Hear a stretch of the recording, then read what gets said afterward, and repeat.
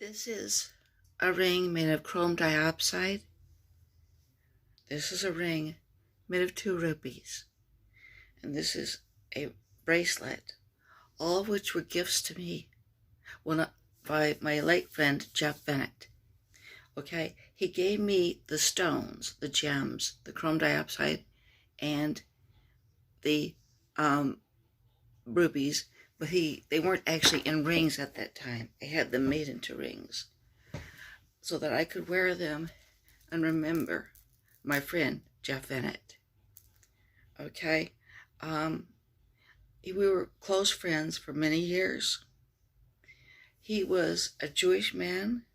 He was a gay man. Now, I had been raised to believe the worst thing in the world you could be was a queer. I mean, it was up there with being down there with being a murderer. Okay, and my best friend was a homosexual. Okay, he as a child he had been ridiculed a lot for his high intelligence. He was called Encyclopedia, which was, a raising name. And he was also ridiculed a lot for being Jewish, because there weren't many Jewish kids in the school he attended. And so a lot of times they would razz him as a Christ killer and those sorts of things. I also know that he had a very troubled relationship with his father, who disciplined in a very severe manner, used excessive corporal punishment. We became so close that we would call, one or the other would call each other. Every day I would get a phone call from him, or he would get a phone call from me. I didn't regard the day as starting out until I had talked with Jeff Bennett and found out what was going on with him. Okay, Jeff was a very talented man, but he was not financially successful. In fact, sometimes he got down to where he had to borrow money from me. I had to actually, at one time, I loaned him $20. And he worked at a job that he didn't particularly care for. It was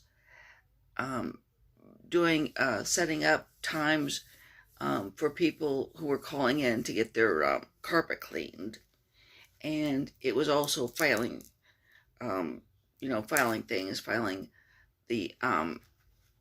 forms and things.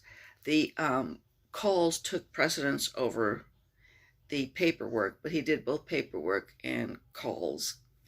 Then the job changed.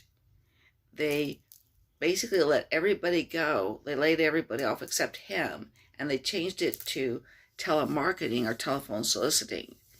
And he actually despised that job because it was so frustrating to make 200, 300 phone calls a day. And he was lucky if even one person said they wanted the carpet cleaned. So he was quite frustrated by that. We often discussed Jewish matters because he was very interested in, his culture and in the persecution of the Jewish people, particularly the Holocaust. He was not out as a gay man at his job. He actually had a lady friend that he would use to beard him at, meetings at his work. He would bring her in as his girlfriend. Anyway, one day I didn't get a call from him and he didn't answer my calls. And the next day, I didn't get a call from him and he didn't answer my calls. And this kept on for a week, 2 weeks. Was he mad at me? I wondered. And I finally I couldn't get any communication with him, so I went over to his apartment and I saw a friend of his there. I learned that he had passed away and that he had died of bone cancer. It had not been diagnosed early, and it took his life very swiftly. He had to be put into a hospice almost immediately. And anyway, though, I do have things to remember him by. Jeff Bennett, my best friend.